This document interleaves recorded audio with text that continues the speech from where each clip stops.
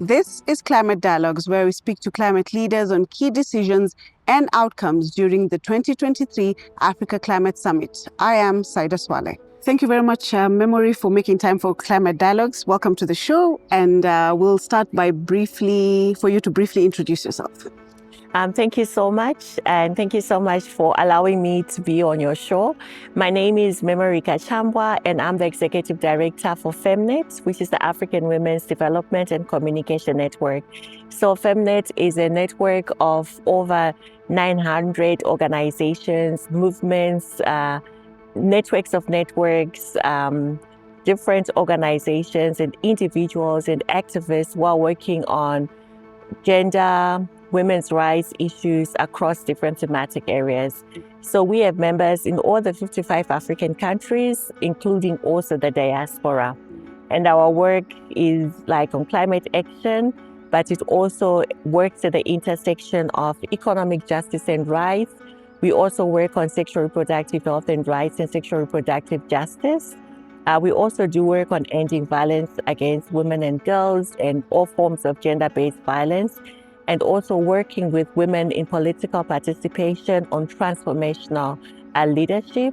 So it's women not only in political participation, but women in leadership across in public sector, in private sector, and civil society sector. So yeah, that's FEMNET. Very nice. Yeah. Okay, so if we were to begin, I'd like to get your thoughts on the Africa Climate Summit. Were you there, and how was it for you as FEMNET? And what key takeaways did you get from the summit? Okay. So Africa Climate Summit, it was the first summit, and for it happening here in Nairobi, we're able to mobilize African women and girls. In fact, before we had a pre-summit where we launched the Africa Women and Gender Constituency, where we were bringing together the different movements which are working on gender and climate change. So we had over 60 participants, and we actually had specific asks and demands that we managed to put together for the conference, which was happening, for the Africa Climate Conference, which was then happening. So it was a great moment for us. And for us, it's very, I think our role together with other movements actually started in Sharm el-Sheikh when we had the first COP. I mean, we're calling it the Africa COP. And for the women's movement, we came together and we said we really wanted to have more participation of the youth, more participation of women's organizations in the policy spaces to be able to impact the decisions and the processes that were happening, and bring them home to ensure that there's implementation. Because we know that when there are climate disasters, women are the most affected. Women are the ones who actually hold communities together. But most instances, they are not actually on the table in terms of being part of the decisions that are being made and participating fully. So I think for us, that's what we did. And we did participate in the Climate Summit in two streams. We were part of the non-state actors, because initially within the planning and the agenda setting, civil society did not have a voice. So I think there were two streams. So there was the non-state actors who were doing the advocacy within the summit. Then we also were part of the People's Summit, which were bringing together the movements which were not able to be inside the summit. So we participated in both. In the People's Summit, we're part of the march, where we were meeting and convening and really having disruptive conversations that we really wanted. You know, sometimes the people's voice, some of the rights violations are not included in these big summits, where it's just statements from member states which are not inclusive of the realities that the people on the ground are facing. So there was our participation broadly. Okay. You mentioned that you had a few asks and demands. Are you able to highlight some of them and how they were received generally when it came to the climate conversation? So I think one which was really key was decarbonization and lowering emissions. So I think with the Africa Climate Summit, this was one demand and asks for within the whole just transition conversation. So for us, we're saying we need to prioritize, we need to center particularly women's organizations, the youth. We need to center their voice in the whole just transition conversations. So that was one. And also I think a critical issue in the climate talks was also to do with climate financing. One of the things that we have been pushing is for the loss and damage fund. So I think it started with the COP27 in terms of loss and damage being a priority, which became a priority at the COP28 for the first time. And before that, we'd also had some series of convenings where we were saying this is why do we need a loss and damage fund amongst the different climate funds that are there. And for us, we're actually pushing in terms of how we wanted climate finance to be accessible. You know, in most cases, climate finance is given as loans. It's the kind of infrastructure it doesn't actually reach the communities and the women's groups that we work and we interact with. It usually comes with very complex financing conditions, but we're also making demands to the commitments which have been made for the 100 billion commitments, which the rich countries were supposed to actually provide. You know, we are talking of a global goal of reducing the goal of 1.5 degrees. And for that to be achieved, it has to be collective, you know, both the rich countries, the developing countries, global north, global south. And there was a commitment for that 100 billion, but that 100 billion, we've seen over and over that it hasn't come. And so for us, that was also some of the demands to say we have commitments which we have been making and we want them to be implemented. We're also highlighting the implementation of the Gender Action Plan. So there is a Gender Action Plan. So we're also urging and pushing African governments to commit to funding and putting budgets for the Gender Action Plan to ensure that, you know, it is part and parcel of the whole climate mitigation adaptation measures as well. So we've seen that in some instances, there isn't, you know, much investment into gender focal points within the ministries of environment. They don't get budget to ensure that there is much implementation. They are not prioritized as part of the delegations when it also comes to even here at the Africa Climate Week. We didn't see a lot of the gender negotiators participating, because usually they're like, oh no, we need to take other negotiators for the other thematic areas. So I think for us, it was also to say, if having the Africa Climate Week, we need to contextualize, you know, our situation as an African continent. We are far. We still need a lot in terms of technology transfer. We are talking now of critical minerals. What is the impact of that? There's a lot of displacement. So there are a lot of intersecting issues that we were really pushing for and making demands for, but really saying women's voices needed to be at the table and to be prioritized in the talk. As FEMNET, have you identified any particular impacts of climate change on women and girls in particular here in the African context?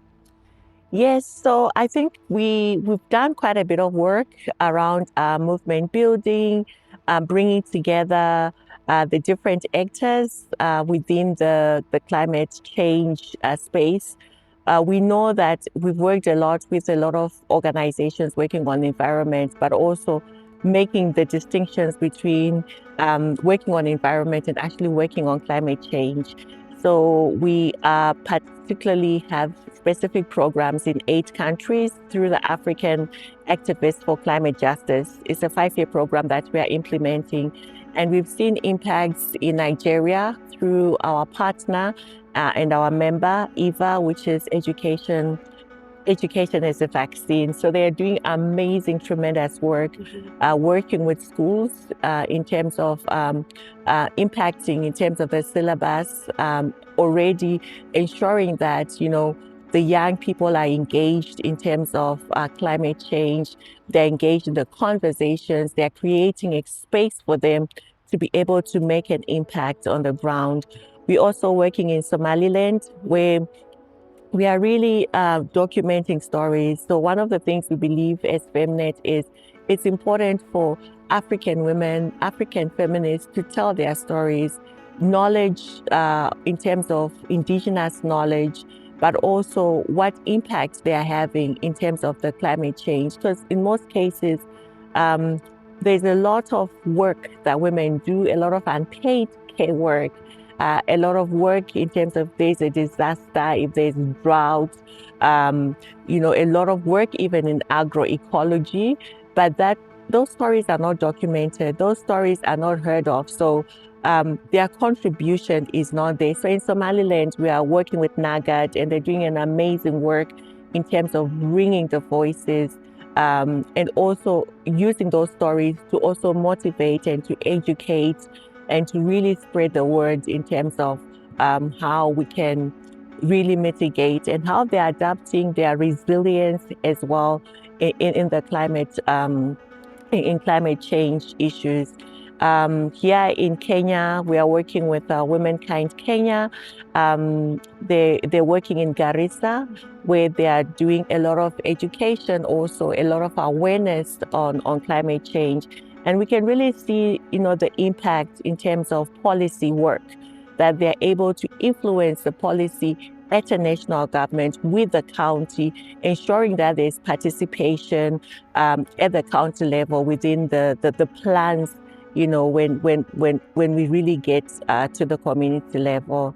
Yeah, and we're also working in other countries. In Mozambique, we are working with Fora Mulier, an organization, and Muledi, where they are bringing, they do what they call study circles. And in Mozambique, it's one of the countries which is devastated and affected by numerous floods, droughts.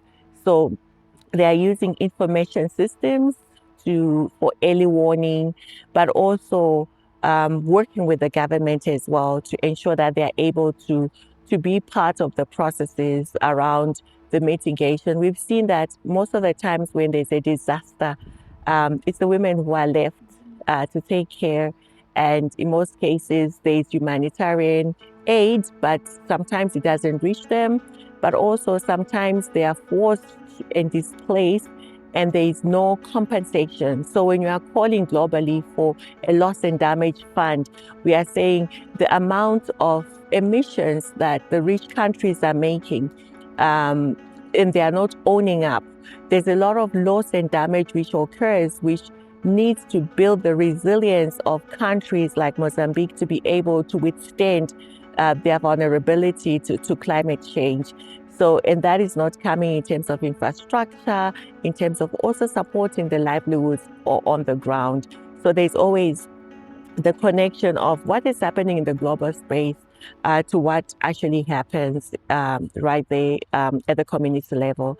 In Senegal, we are also working with the movement in Senegal, where they are working with the government for implementation of the Gender Action Plan, and they've done so much impact in terms of actually ensuring that there is allocations in terms of national budgets to the work that the women are doing, and also ensuring that women are at the table.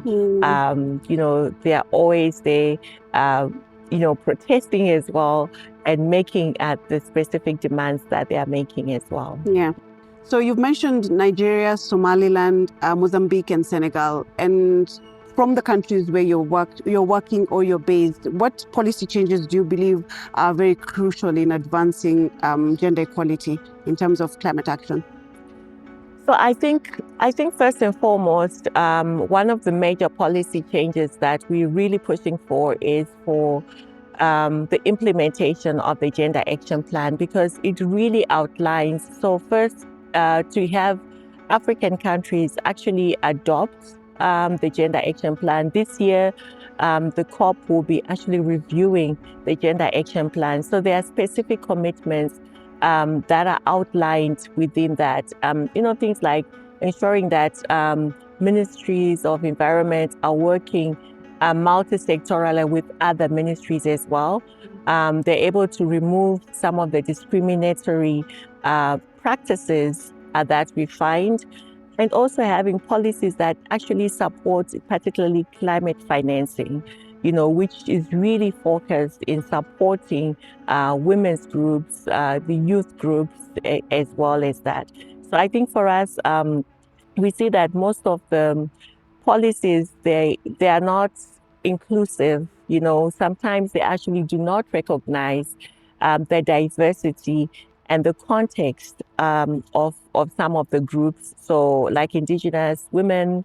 So we also want policies that can protect their land as well. Policies that allow women to have ownership of the land, because there's a connection between land rights, land ownership, and so most of the times we don't have policies that actually support women's ownership of land, women's ownership of indigenous knowledge, and also their participation, to ensure that there's quota systems in terms of every process, every policy process on climate change, on climate action, should have women at the center, should have women actually speaking. And most of the times it's just not having a woman as a figure, but what are some of the processes that actually equip and allow her to be able to be there. So one of the things that we do is we do what we call the African Feminist Climate Justice Academy, where we bring together feminist activists, women's rights organizations. We also bring journalists from the media, indigenous women, eco-feminists, where we actually break down. So we use it as a space, also a space for healing, because we believe there's so much connection in terms of so much damage and so much violence that happens around the acquisition of land, of what we are seeing in this whole transition. And so we create a space for women to heal, but we also create a space to deep dive, to say, how do we start breaking down some of the complex climate change processes? Because we know it's very scientific in a way, but even though it's scientific, it does have a social impact. So if we do these academies where we'll talk about loss and damage, what are the different spaces, what are the different systems, what are the different policies? We'll talk about climate finance. What are the different climate financing? Because they're just not one. There's so many. Where do we start locating ourselves as women's rights organizations? What should we be advocating for? Because we want to create knowledge so that when women are in the spaces, they're able to contribute and to share their narrative and perspective based on information where they actually know the process, because the process has been made very complex and pushing a very northern-based narrative, So for us, it's really building the African narrative, because our experiences are different. Of course, we're talking about reducing carbon emissions, but Africa has less than 4% contribution to carbon emission, and we still need to develop. We still need the technology as a continent. So how do we start having those conversations so that we are not just regurgitating all these terminologies that we find in the climate space? And how do we also start equipping even the gender negotiators? So we've also done some work with where we've brought together the negotiators, the gender negotiators as well. We did this sometime in Ghana, where we brought them together. What is our strategy from an African perspective? Because when it comes to negotiating climate change, climate action issues are usually negotiated at a global level, and there's a lot of geopolitical interest at that level. So having that solidarity among African, and also working with the African group of negotiators to say, as an African group, what exactly should be our standpoints? What should we be pushing at a global level? And I've seen so much impact on that as well. Interesting. Yeah. Very nice. And so, what would then be the FEMNET's long-term goals when it comes to climate justice and climate action? So I think as FEMNET, one of the things we really want to build the movement. We're also making a lot of intersections in terms of issues of sexual reproductive health and rights and justice to climate action, intersections. We're doing quite a lot of work on economic justice and rights, issues around trade, issues around intellectual property, issues around what we're calling a just transition. What is a just transition if it's not gender just? So we're also doing a lot of advocacy around that work, generating knowledge around that, and also translating what's happening at the global level to the local level. I think for us, this is where we are really centering our work and really pushing to ensure that there is meaningful participation of women as well as the youth in terms of the climate discourse, but also shifting narratives, storytelling, the African feminist stories as well, and really building a strong movement. We've already started as being part of the Women and Gender Constituency for Africa, and this has also influenced the Global Women and Gender Constituency, which is recognized by the COP mechanism, where they are now thinking of, we already have the North Africa, Asia group, Latin. So they already, as Africa, we're able to influence to say, we need to also have the Women and Gender Constituency take into account the regional perspective in terms of this whole global thing. So I think as FEMNET, we want to ensure that there is access to the policy spaces, to the policy dialogues for African women, particularly young women, as we progress with this. And also ensuring that the different issues are really prioritizing our demands. And we are also able to provide the analysis of, we started talking about the Africa Climate Summit, and one very controversial issue which was coming out of that summit was the issue around the carbon credits. So for us as FEMNET, working with other feminist think tanks and groups is to also have specific analysis that we can share with the movement to be able to inform their governments in terms of how this impacts on the lives and the realities of African women and girls. So for us, it's to ensure that we really push for more prioritization and to ensure that the impact of climate change on women is actually reduced, and that we actually have a powerful force in terms of, because it's a geopolitical issue. Yeah, so we are able to be there as well. And also offer solidarity. A lot happens in terms of the whole transition. We see women being displaced in DRC when there are floods. The issues of women sometimes are not even highlighted. So when we keep pushing, but number one is to push for climate finance to really be able to make a difference. So we want the polluters to pay. We want the loss and damage fund to be activated.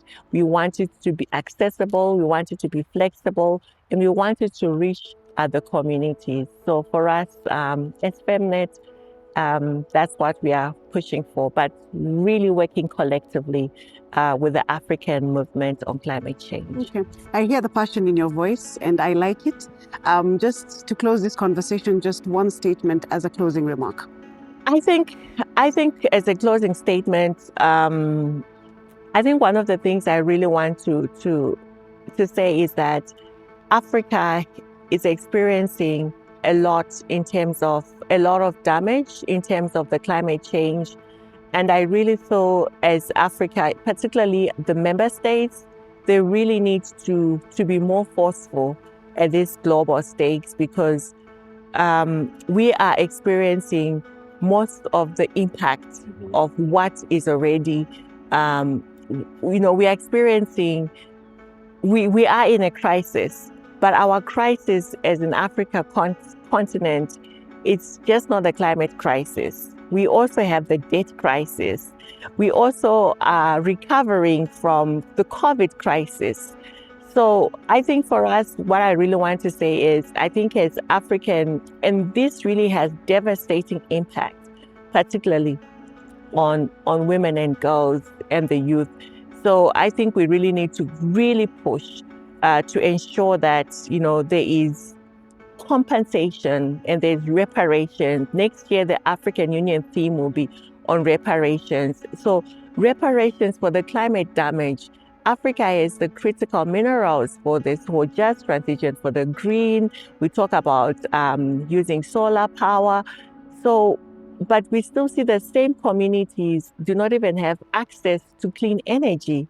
So we have energy poverty on the continent. So it's to really push and to really prioritize those issues. So I think for me, it's really building a very strong movement, a very strong voice that can be able to ensure that when we talk about transitioning, it's transitioning from this whole, we need to transition this whole global system and make the connections that we are actually faced with a capitalist extractive system.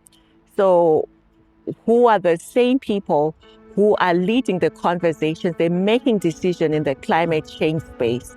So we are not just against the actors that delay and derail funding to come to the continent, but you're actually against a system which is not equal, a system which is very violent in itself.